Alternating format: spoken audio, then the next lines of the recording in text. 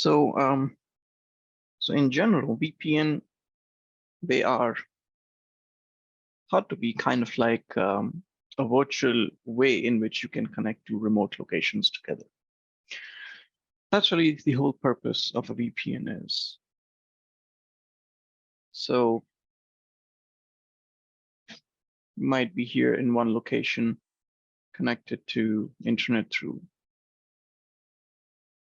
a way, and then there's a remote location. Okay. So I need to be able to talk here going over public network. So how do you do it? We basically set up a virtual tunnel. Okay, and any traffic that goes in this virtual tunnel, more or less, is secure, depending upon how do you create that tunnel and what that tunnel is really meant to do. Okay, so since this mechanism is really used to connect two remote locations together, this is also sometimes called as LAN-to-LAN tunnel. Okay, because we are basically trying to connect two remote LANs together and be able to have that sort of communication. Okay. Now, for a VPN tunnel, there is, a couple of terminologies. So VPN is comprised of an underlay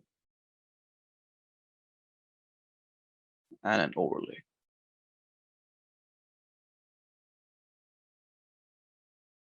Okay. Underlay is the actual IP reachability or IP connectivity.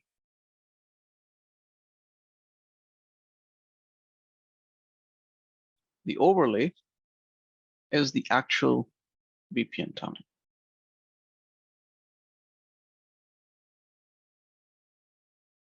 So if I'm connecting two routers, for example,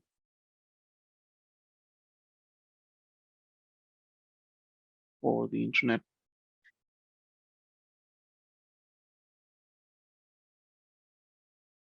both these routers on these public networks, they should have some sort of a reachability. Okay, so this guy should be able to reach here. This guy should be able to reach here. Okay, so that's what the underlay is. The actual IP connectivity underlying IP reachability between the two, what we call as VPN peers.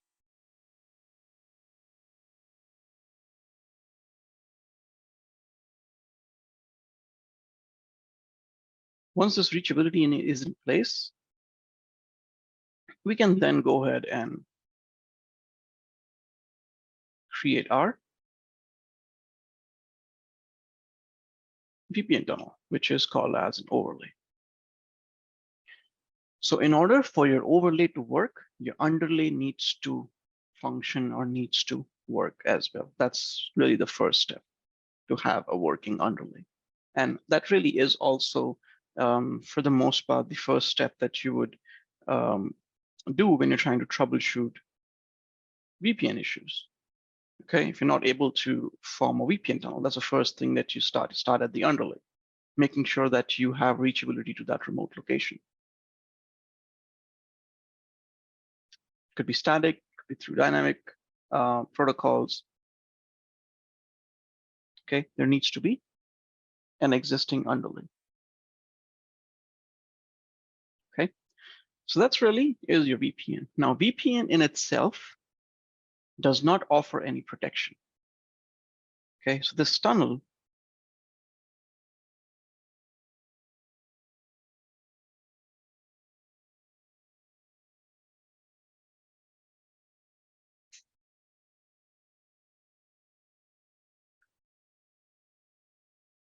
it does not offer any security or protection.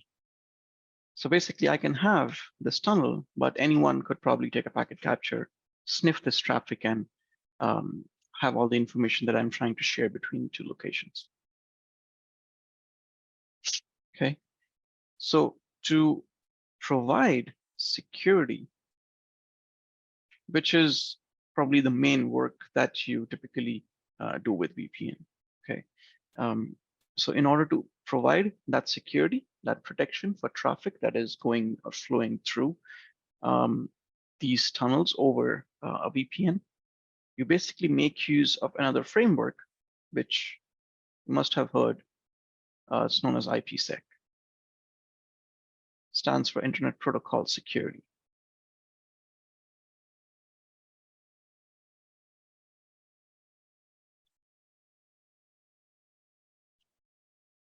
Okay.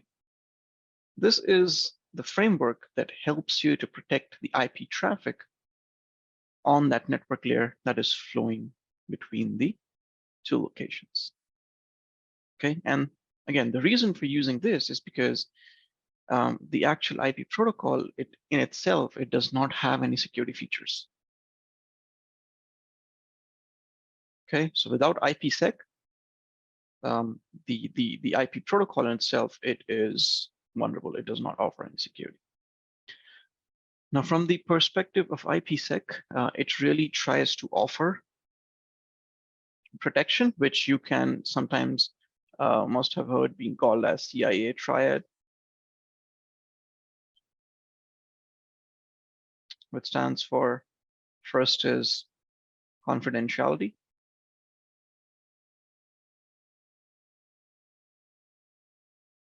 integrity. Okay.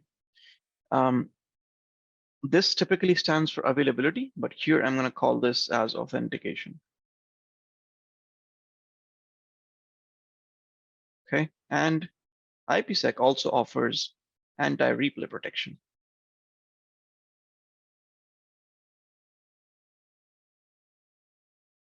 Okay, so this is typically the CIA basically stands for confidentiality, integrity, and availability.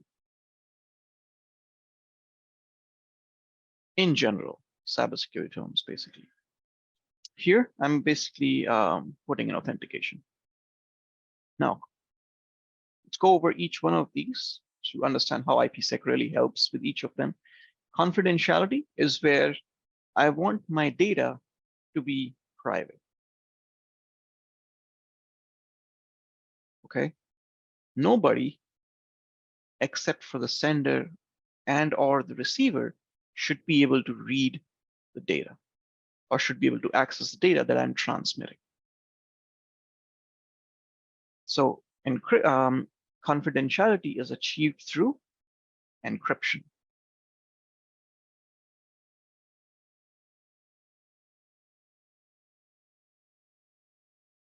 By encrypting our data, nobody except the sender and the receiver will be able to access, read, process that data. Okay, and encryption, there are lots of different algorithms. Okay, some of them are secure, some of them are not so secure. For example, DES, triple DES. These are the older ones, non-secure ones. Nowadays, we use AES, GCM, AES CBC.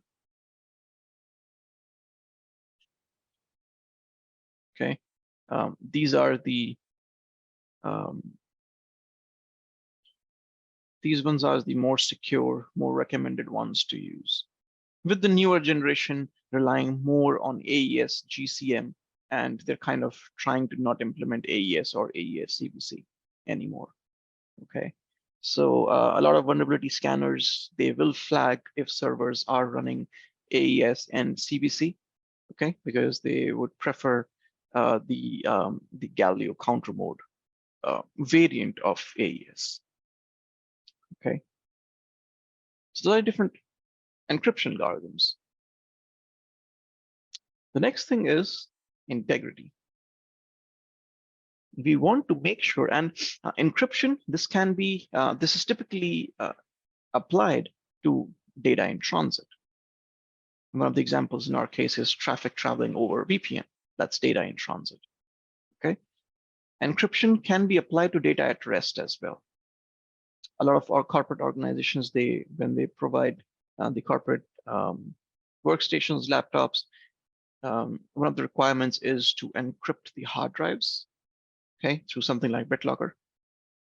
And again, it's the same principle here. They're trying to protect whatever data that goes into the hard drive, so that if the laptop gets maybe stolen and someone tries to, maybe pull out the hard drives and everything, that data will remain confidential. Nobody will be able to encrypt or decrypt that data or read that data until and unless you do something, okay? Until and unless you are the owner of the data or the laptop or the hard drive, etc. Okay. Now, the other part here that the IPsec is trying to protect is integrity. We want to make sure that the data that's traveling over an untrusted public network, something like internet, nobody changes the data in your packets. So you want to maintain the integrity of your data. Okay, while that data is in transit, there should be no changes to the traffic or to the data. Okay, and that is done through hashing.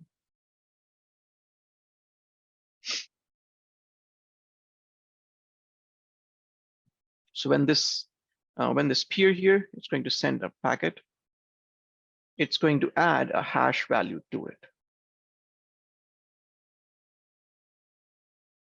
Okay, it's sent across. The receiver is going to take that packet and it's going to calculate a hash value in itself.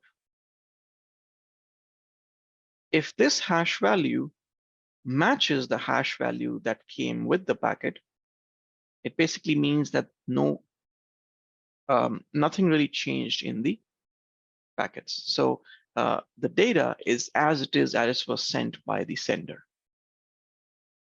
Okay, if the sender calculated hash value differs from the hash value that was sent by the sender, then this packet is basically, or this data is dropped, because someone manipulated or changed that data while it was in transit.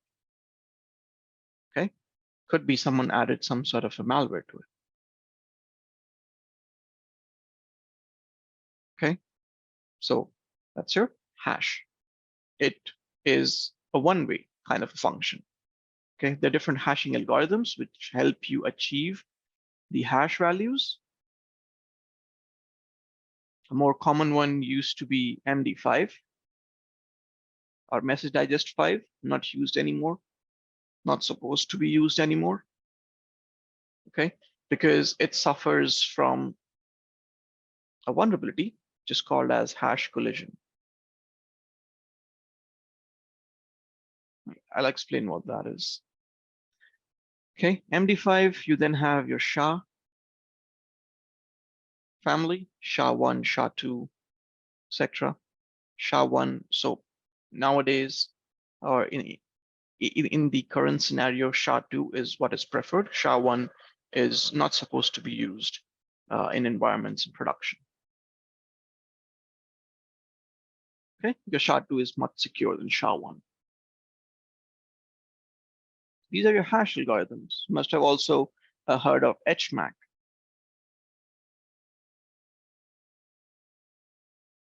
Okay, now hash collision,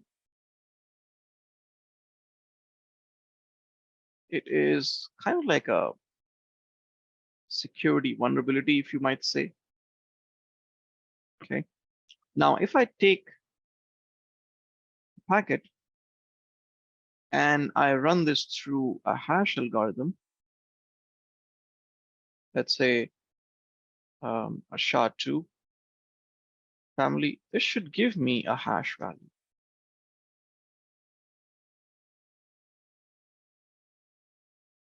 Okay, it's going to have my data.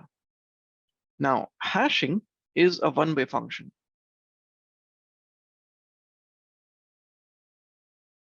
And when I say it's a one-way function, I can take the data, run this through a hash algorithm and get a hash value. I cannot take the hash value run it through the same algorithm, and get the data. This cannot be done. That's why it's a one-way function.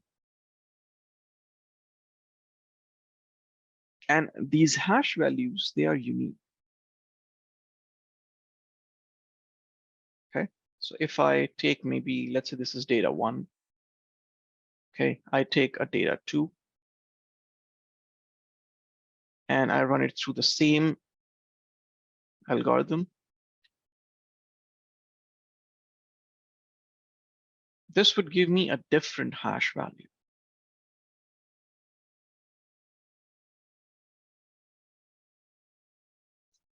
Two different types of data will always present a different hash value. Okay, if two different types of data present me with the same hash value, this is called as hash collision, which is a security vulnerability.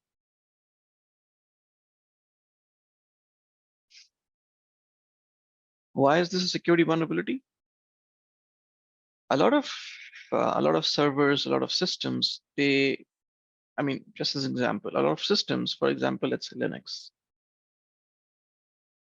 Linux stores passwords in a file which is called as passwd.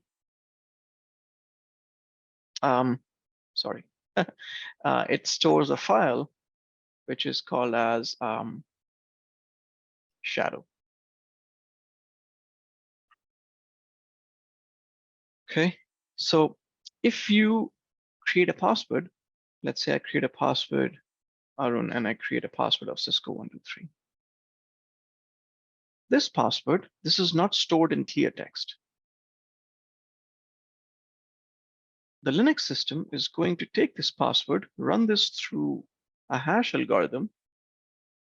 Whatever the hash value is, this is the hash value that it will store in the shadow file.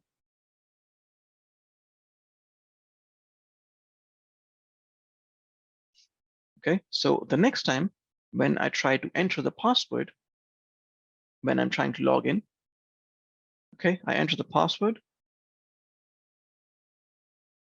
It is going to calculate the hash. And whatever the hash value is, it is going to compare this value to the value that's stored in the shadow file. If both of them match, I'm giving access, because this password should always give me the same hash value. A different password, okay, so if I do this would be a different password, sorry, a different hash value. Okay, so if you can't understand the difference, this is all lowercase, this is all uppercase.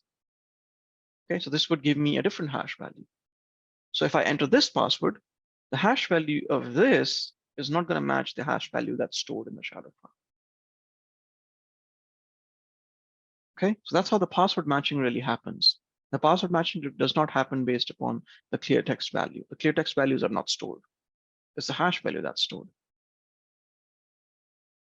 Now, the problem with hash collision is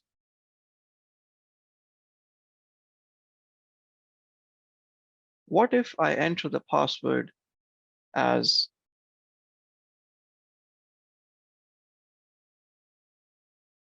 and get the same hash value? From the perspective of the server, it's not really checking what clear text I'm entering. It's just calculating the hash value and it's trying to check it against the hash value present in the file. So if this presents with a hash value of ABCD, and the value that's stored here is ABCD as well, Cisco123 is giving ABCD as well. That's a breach of security, right? So anyone could enter any password, get the same hash value, and try to access and get access to the system. Okay, that's hash collision. So MD5 basically suffers from that. So if you do hashing based upon MD5 or using MD5, then that's what you can run into. Okay, that's why it's not recommended to use MD5 and the newer SHA-1 as well. Okay, SHA-2 family is what is much preferred to be used nowadays. Okay, that's the integrity part. The next thing is authentication. It's pretty intuitive what the authentication is doing. Okay, it's trying to authenticate the sender and the receiver.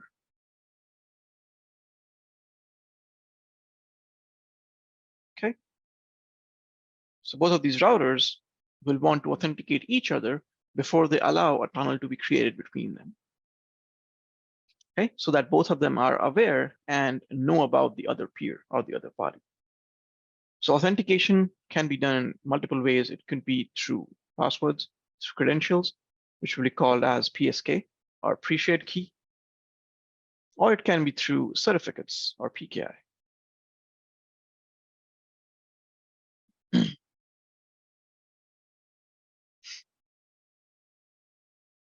Okay. The last bit is anti-replay or anti-replay protection. That's what it's called. So even if the packets are encrypted, authenticated, and everything, an attacker could still capture the packets and try to retransmit them. Okay, or try to replay them on the network. So IPsec helps protect against that. Okay, so IPsec uses sequence numbers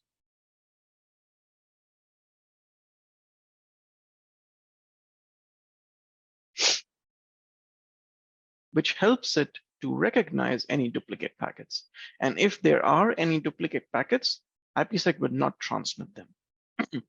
So it helps protect against anti-replay, or it offers anti-replay protection.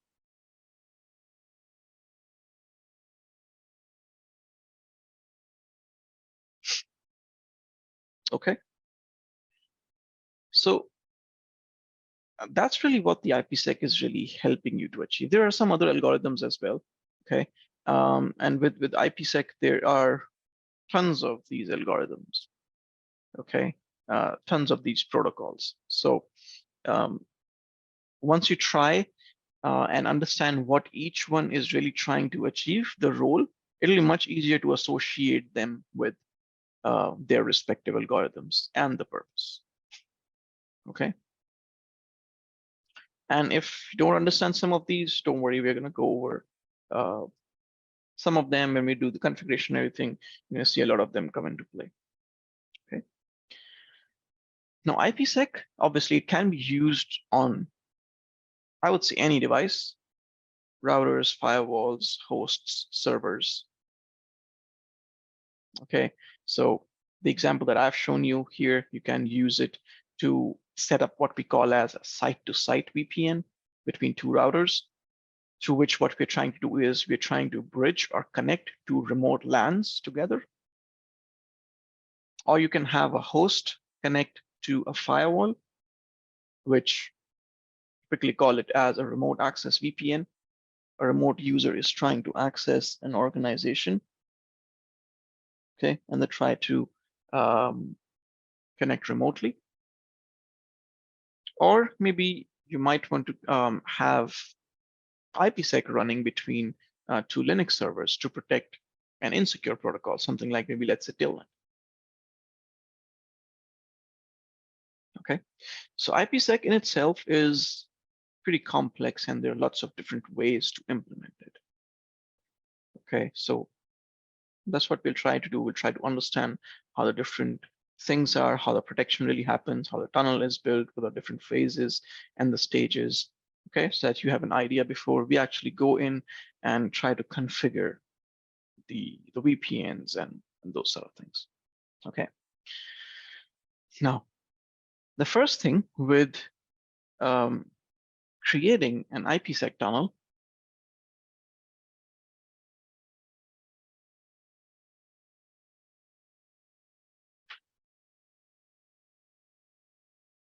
boss has a question for the integrity part. Both file and the hash file can be manipulated over the internet.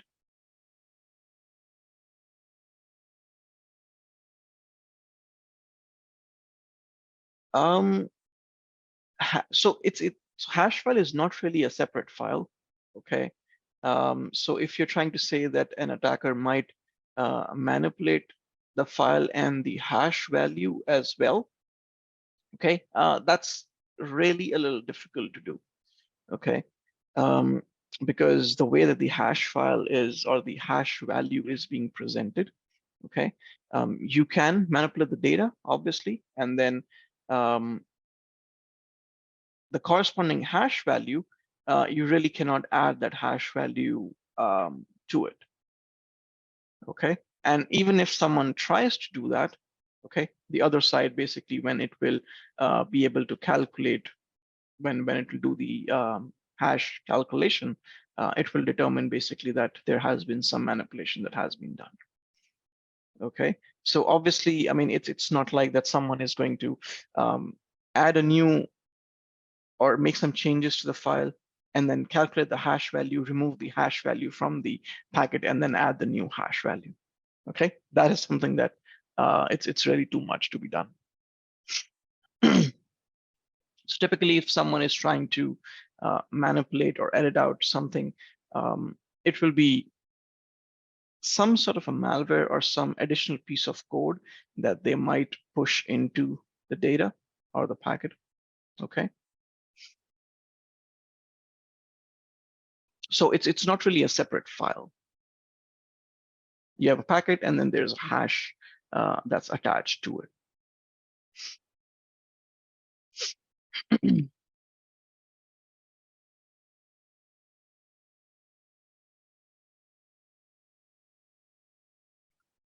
Okay. So and whenever I say IPsec tunnel, it basically means that we're talking about a VPN tunnel which is being protected by IPsec. Okay. So IPsec tunnel. In order to establish an IPsec tunnel, first thing that we primarily make use of is a protocol known as IKE.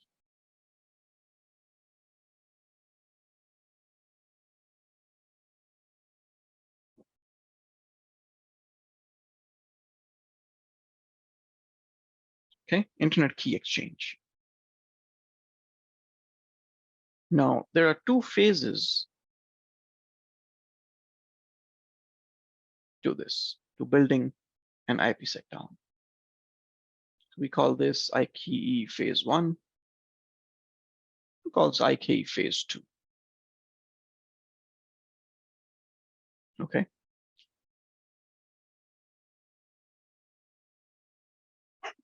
In phase 1, both the peers,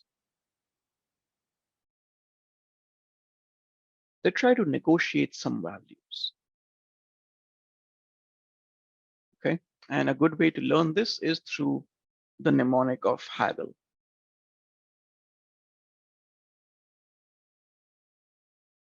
These are the parameters that it negotiates, or both the peers negotiate.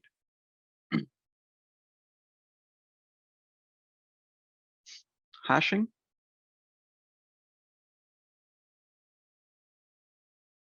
authentication,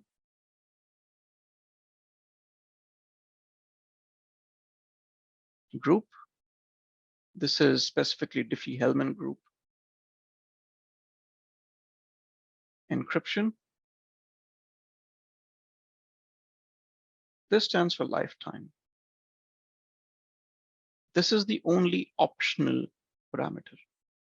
And when I say optional, basically means it does not need to match at both the ends. The rest of them, they need to match on both the peers. Okay, so hashing protocol algorithm, authentication, Diffie-Hellman group, this is basically a key exchange mechanism, Diffie-Hellman.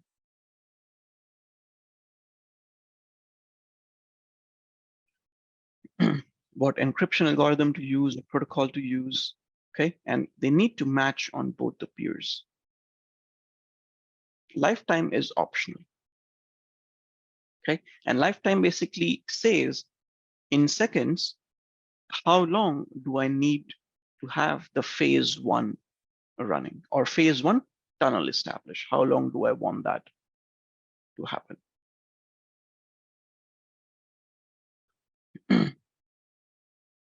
Okay. Once these parameters are negotiated and everything,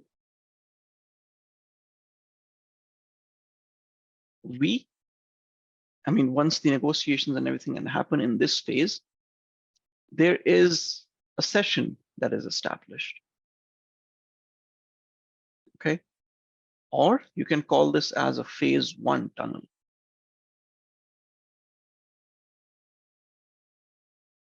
Or this is known as an IPsec tunnel. It stands for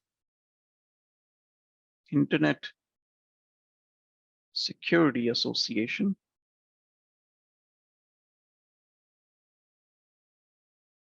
And Key Management Protocol.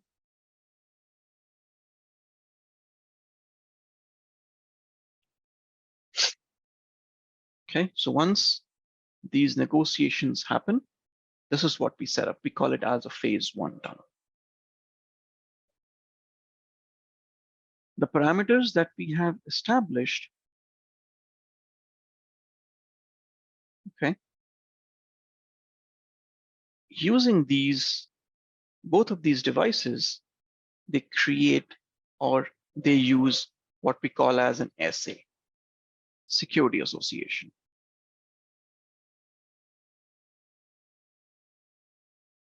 Or you can call a phase 1 security association. Okay. This phase 2 tunnel, or sorry, this phase 1 tunnel is used for management traffic only.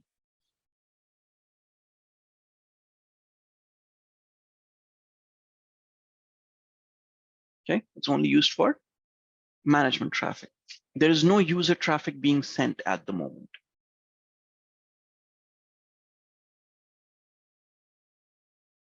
It's only for securing management traffic.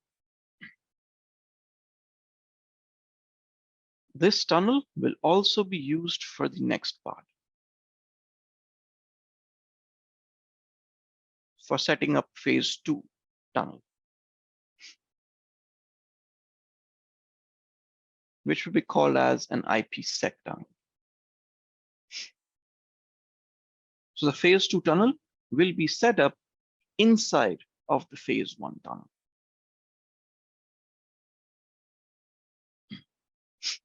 Okay, so for example, we have these 2 routers here. And we build phase 1. Inside of this phase 1, we then set up phase 2. And inside of the phase 2, we actually send the user data or the user traffic.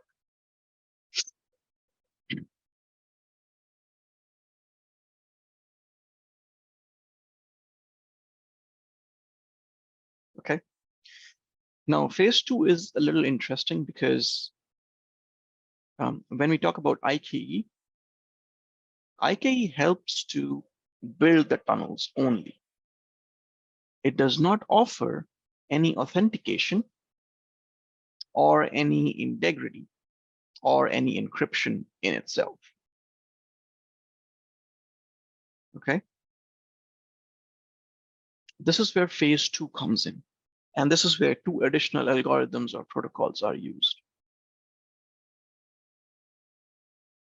One is AH, or authentication header.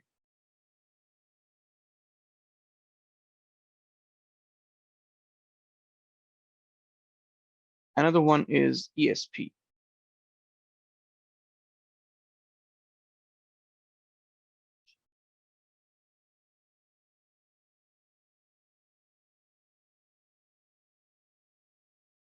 Encapsulating security payload.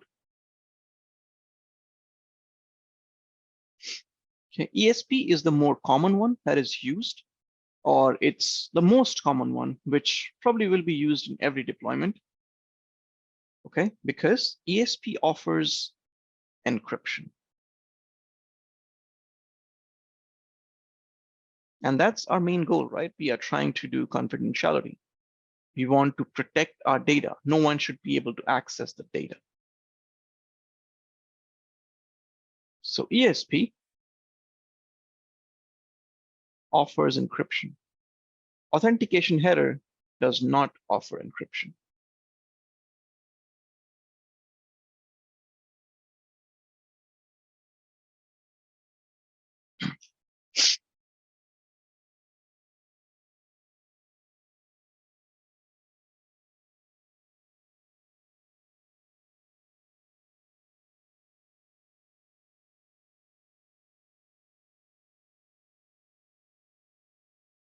Okay.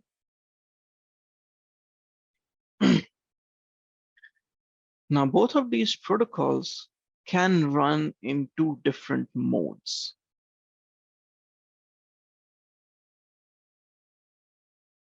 I can run each of them in either transport mode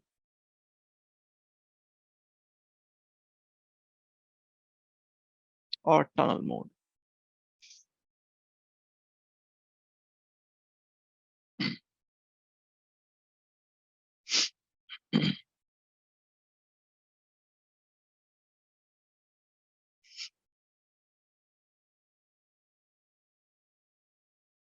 Okay. Now, the main difference between the transport mode and the tunnel mode is really dependent upon how the encapsulation really happens.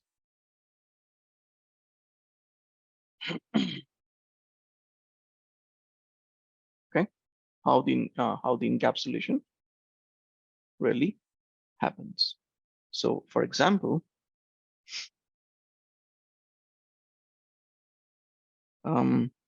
say this is our original IP packet. We have an IP header. We have TCP, and then we have a data or a payload.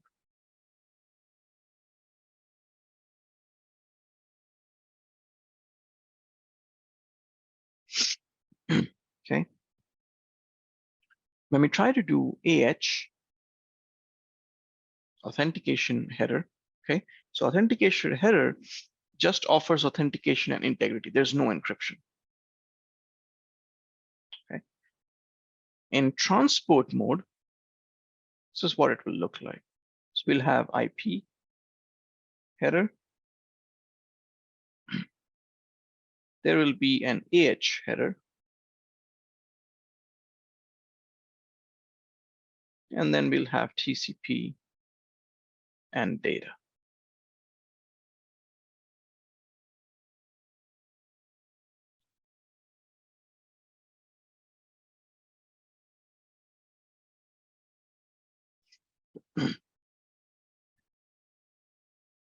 Okay, so the transport mode uses the original IP header.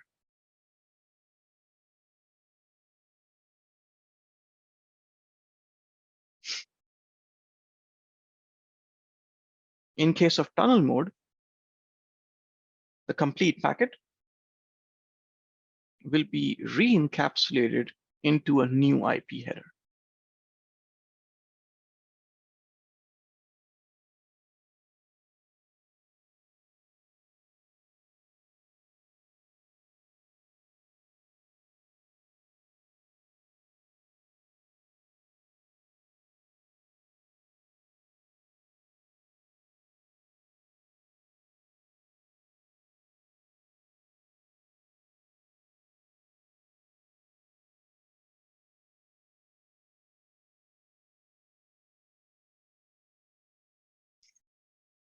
That's the tunnel mode. Okay, so this is the original header. This is the new IP header. So the complete packet along with the AH header is re-encapsulated into a new IP header.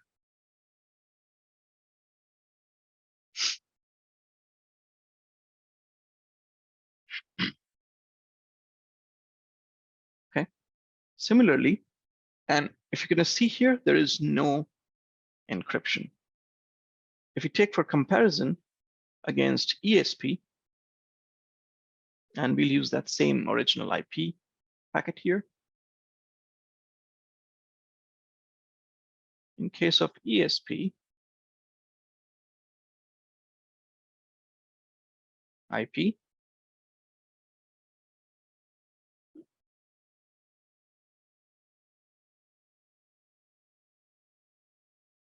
we are going to encrypt our traffic. So there'll be a ESP header.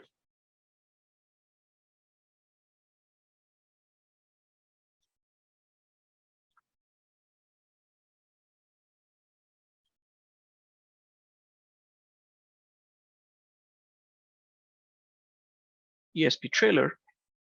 So everything that's between the ESP header and trailer is basically getting encrypted.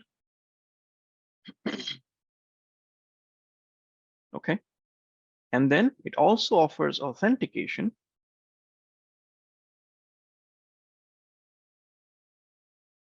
So we add an ESP authentication header as well.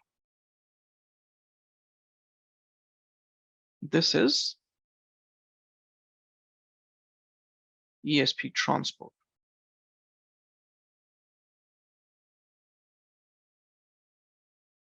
And tunnel mode is going to be similar that we saw with AH here. Okay. This complete thing will be re-encapsulated into a new IP header.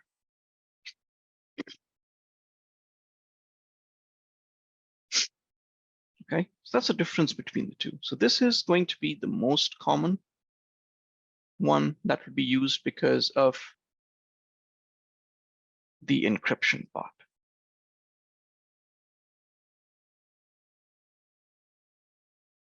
Okay, so if I'm trying to send my user traffic over the public internet, that's what I'm trying to do. I want to do confidentiality. I want to do encryption. I want to protect my data. Okay, now where would one mode be used versus the other? Tunnel mode is going to be used whenever you're trying to implement site-to-site VPN.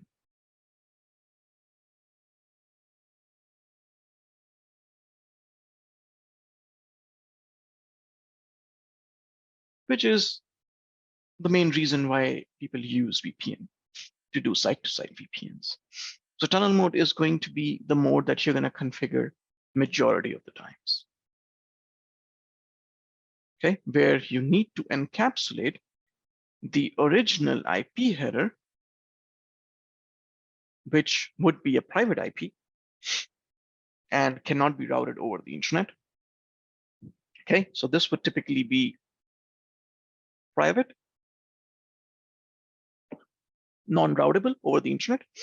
We want to re-encapsulate into a public IP header which can be routed over the internet. That's why tunnel mode it's utilized for site-to-site VPNs. Transport mode you would typically use between two devices. For example, if I'm trying to, let's say, over the internet, I'm trying to do telnet traffic and I want to protect that. Okay, or maybe between two devices, I want to protect some insecure traffic. In that case, you would do transport mode.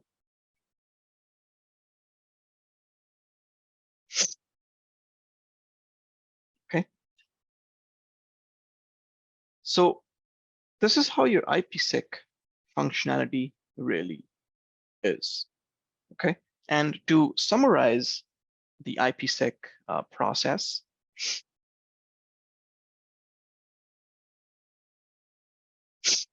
first step is initiation.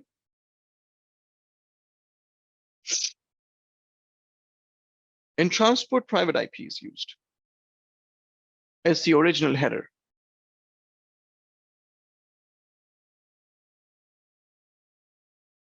Okay, whatever the original header is, that will be used in case of transport.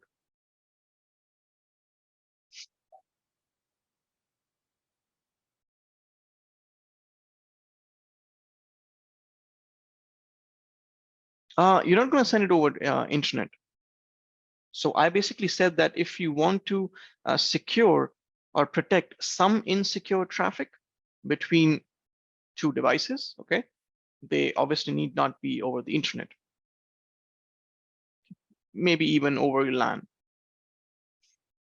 Okay, you might want to encrypt, or maybe you want to send it over, not public internet, but something like a private MPLS.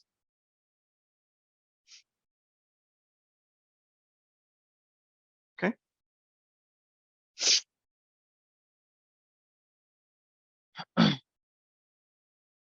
So the IPsec process, the first step is the initiation. Okay. Initiation is basically what is called as a trigger. Remember, these tunnels, they are on-demand tunnels.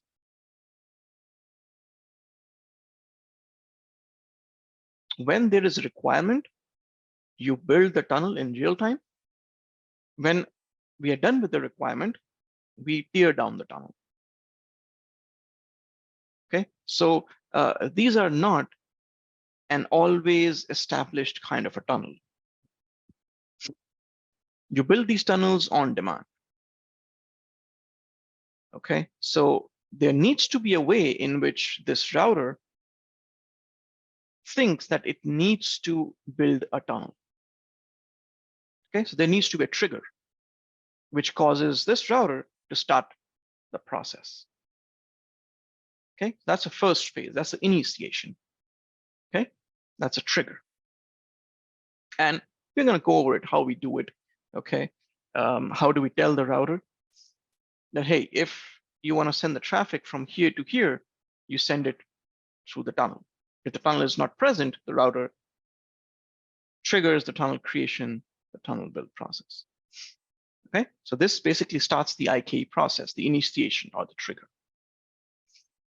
It is also possible to manually initiate the tunnel, but obviously that would be too much of a administrative overhead.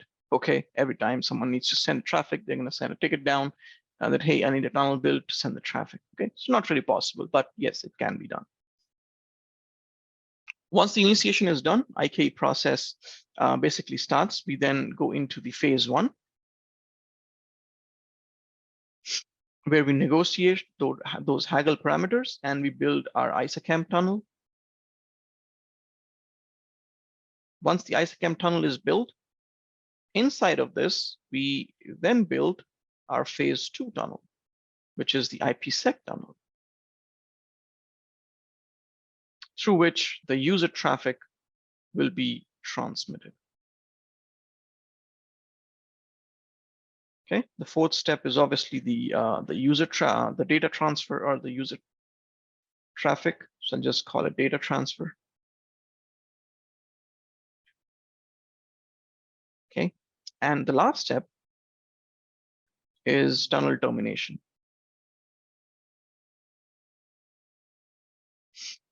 When there is no user or no data flowing, the IPsec tunnel should be terminated after some time, after a timer, basically.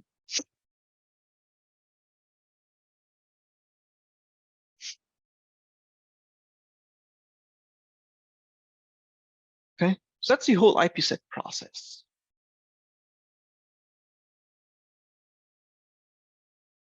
Okay, that's how IK works. And not to confuse you further, what we are discussing right now is IK version 1. Okay, there is an IK version 2 as well. But for the most part, the IK process this is what it is. Okay. Any questions up until now?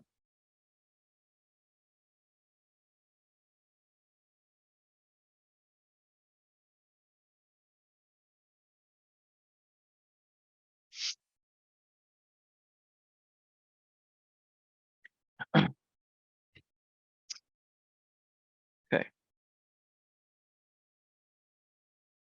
Now, moving on.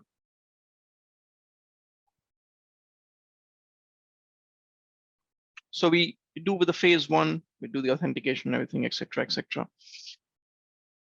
The IKE phase one process here,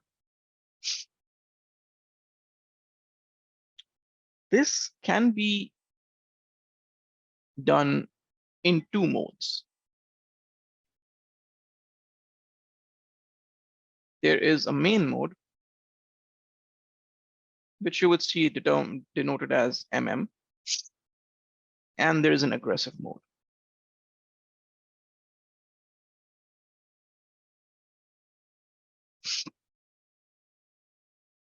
The difference between them is main mode makes use of 6 messages to do the phase one negotiation. Aggressive mode does only 3.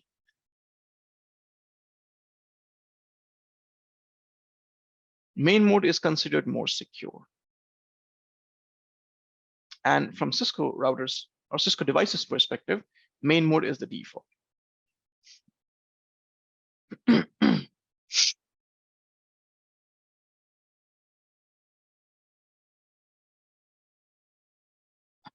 Okay, obviously you can change it, okay? And I'll show you the configuration when we do the labs and everything. How do we change, how do the messages and everything change basically?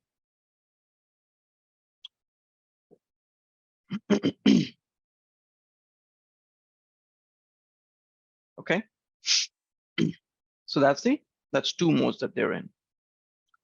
Phase 2 has just a single mode.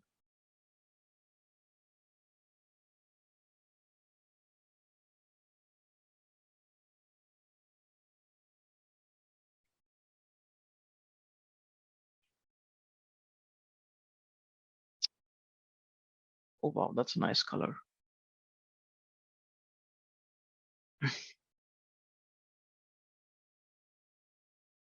Quick mode or QM. Okay, so phase 2 has a single mode. There's nothing else that you can do. You can choose, etc.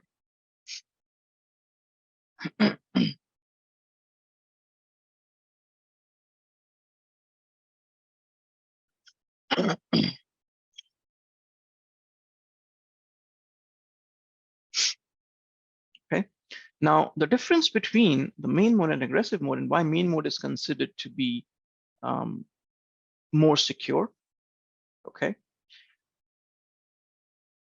is because the 5th and the 6th message in main mode, they are encrypted. The 5th and the 6th messages, they contain identification and authentication information about both the peers.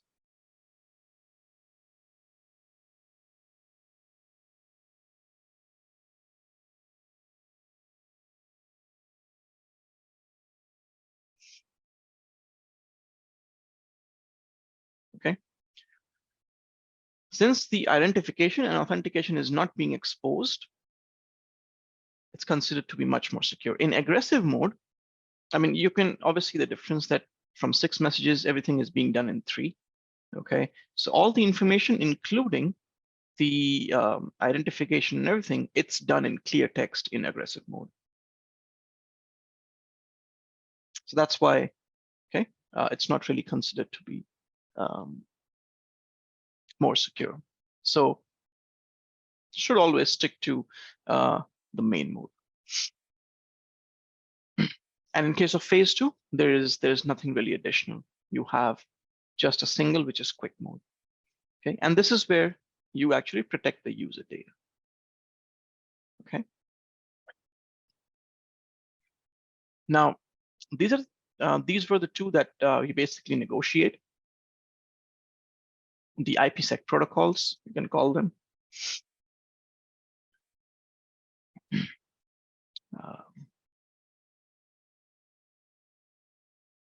That's one thing that we negotiate, or both the peers negotiate.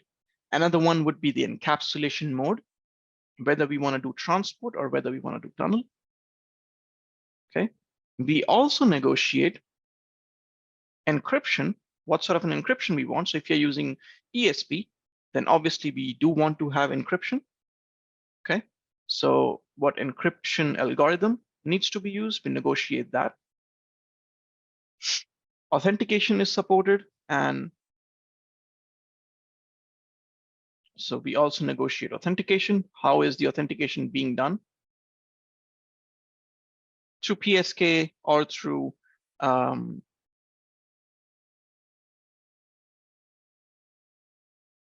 PKI, basically. Sorry. Integrity is negotiated as well. So this is, all of this is done a second time, okay? This is not carried over from phase one. Phase one tunnel negotiated and it's done, okay? None of the information that you see in phase one, it's carried over in phase two. Phase two does these negotiations again, okay? And there's a lifetime as well. So there's lifetime here, there's lifetime here as well. And it's for this purpose, the tunnel termination.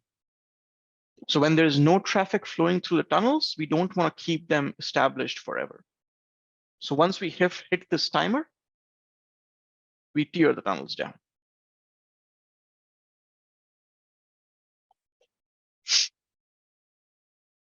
Okay. There is an additional thing that phase two offers. So here we have Diffie-Hellman exchange. There is a Diffie-Hellman exchange that happens here as well, which is optional.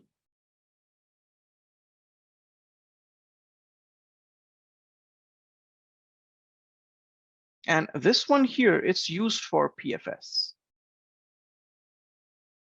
which stands for perfect forward secrecy.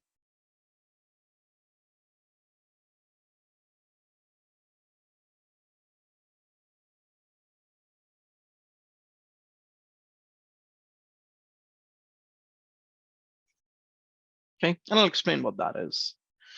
I'll also explain you what the Diffie-Hellman exchange is. Okay, so let's keep it at that, and then I'm going to talk about a couple of other things, and then we'll take a break, and then when we come out of break, that's when I'll show I'll go over what the Diffie-Hellman exchange is and what the PFS is. Okay, so once we are done with all of this, we have phase two tunnel established. Okay, using that quick mode, and then we can transmit our user traffic or our user data. Okay, and I've already explained to you what the how the packet encapsulation really happens for tunnel mode, for transport mode, for ESP, and for your AH. Okay, so AH, I'm not really seeing anyone really using AH, okay, because of obvious reasons, okay, and I've not made the ESP tunnel one, so it's pretty obvious, but let me just create that as well, so that if you review it, does not cause any confusion. So it's similar to the tunnel mode here.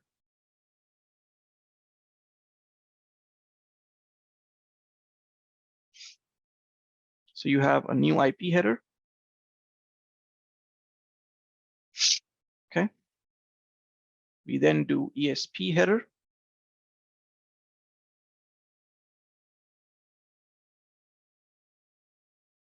The original IP,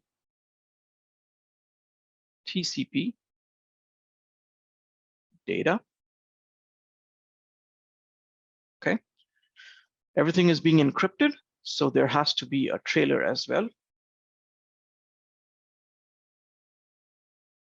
And last piece is the authentication.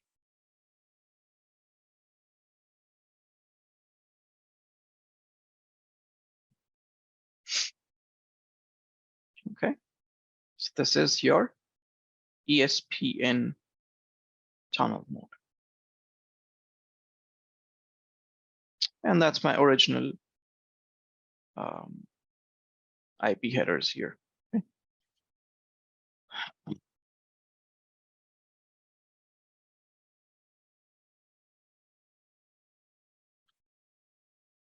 Okay, it's pretty filled up.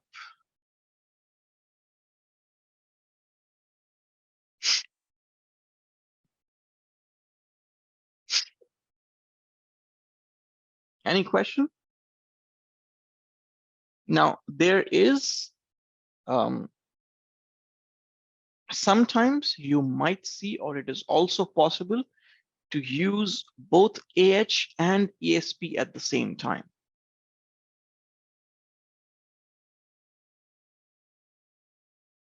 Okay, it's possible to use both ESP and AH at the same time. And this one is really confusing for people as well, okay, to understand how the encapsulation for the packets and everything really happen, okay? So this is from one of those corner cut cases where might be required, okay? Apart from that, for the most part, for most deployments, we typically only utilize ESP with tunnel mode, okay, when you're trying to deal with site-to-site VPNs. So if we do AH with ESP, okay, we're going to take that original IP packet. First, we'll look at the transport mode.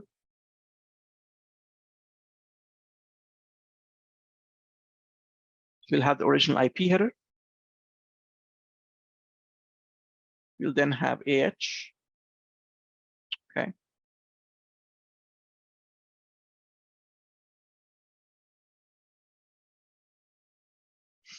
ESP header.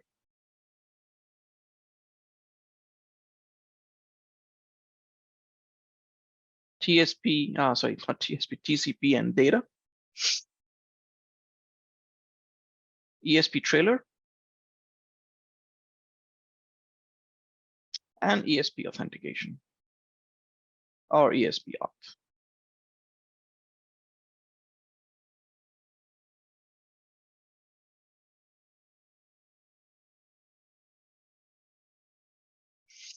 So again, transport mode it is. So we basically make use of the original IP header, followed by the AH and the ESP header and trailers for encryption.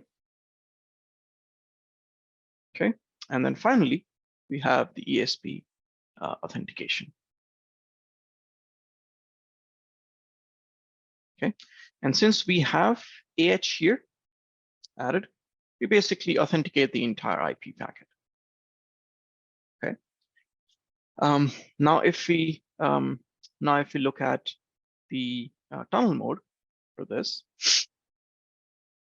obviously we would be encapsulating this inside of a new IP packet, and rest of stuff remains same. We have AH,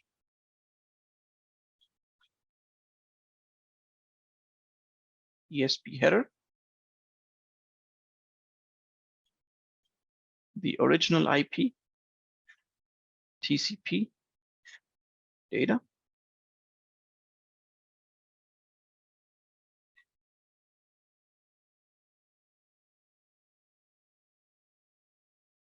ESP trailer, and ESP auth.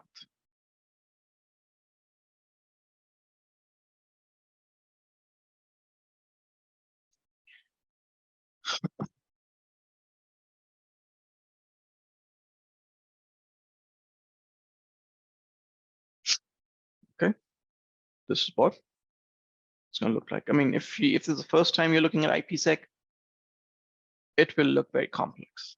Okay, but it is not. Okay, so it's all about just going again and reviewing the information, because there are lots of things that go on with IPsec, lots of algorithms, lots of protocols that are functioning. Okay, so try to understand them one step at a time.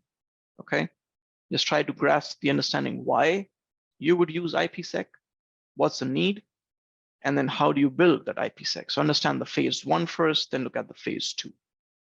Okay, just to understand how things are. And then a couple of things missing that which I have not discussed. One is the DH, Diffie-Hellman group, which is used for key exchange, and then PFS. So that's what we probably be discussing next. So any questions up until now?